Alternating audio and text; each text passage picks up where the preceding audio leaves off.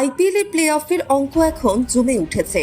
দীর্ঘদিন পর ঘরের মাঠে অর্থাৎ আমাদের চেনা ইডেন গার্ডেন্সে নামতে চলেছে কলকাতা নাইট রাইডার্স। শনিবার তাদের সামনে শক্তিশালী গুজরাট।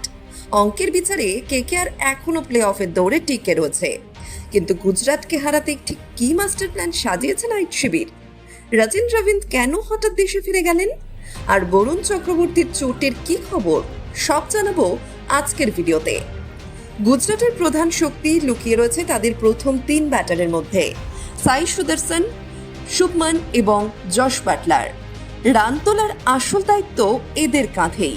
তুলনায় তাদের মিডল অর্ডার কিন্তু কিছুটা ভঙ্গুর, আর ঠিক এখানেই আঘাত আনতে চাইছে কেকেআর।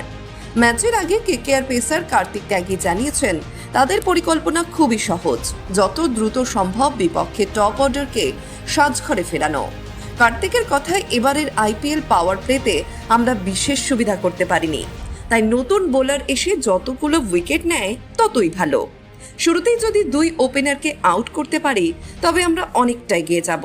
এর ফলে মাঝের দিকে স্পিনাররা কম রান দিলে পরের দিকে ডেথ ওভারে আমাদের সুবিধা হয়ে যাবে।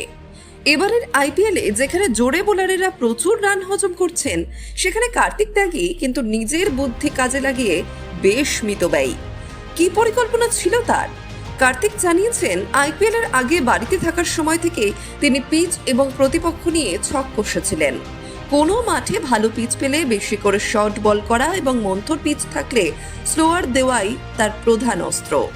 প্রতিটি বল নিয়েই তার আলাদা পরিকল্পনা থাকে। আর সাজঘরের অন্দরের খবর, কার্তিক স্পষ্ট জানিয়েছেন এখনো তাদের 3টে ম্যাচ বাকি, আর সেটা দলের সকলের মাথায় রয়েছে।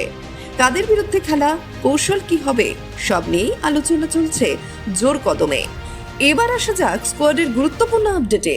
কেকেআর ম্যানেজমেন্ট এদিন নেটে বরুণ চক্রবর্তীর বোলিংয়ের একটি ভিডিও সংবাদ মাধ্যমকে পাঠিয়েছে।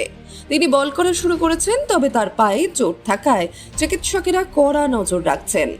গুজরাটের বিরুদ্ধে তিনি খেলবেন কিনা সেই সিদ্ধান্ত পুরোপুরি ম্যানেজমেন্টের। অন্যদিকে রয়েছে একটি বড় খবর, 4 জুন ইংল্যান্ডের বিরুদ্ধে টেস্ট সিরিজ শুরু হচ্ছে নিউজিল্যান্ডের। সেই সিরিজের প্রস্তুতি নিতে নিজের দেশে ফিরে গিয়েছেন রচিন রবিন্দ।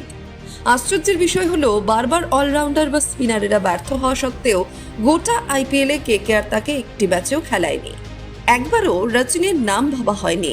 শেষমেশ আর সময় নষ্ট না করে দেশে ফিরে গেলেন তিনি। তো বন্ধুরা, আপনাদের কি মনে হয়, শনিবার ইডেনের বুকে গুজরাটের টপ অর্ডারকে কি কেকেআর দ্রুত ভাঙতে পারবে?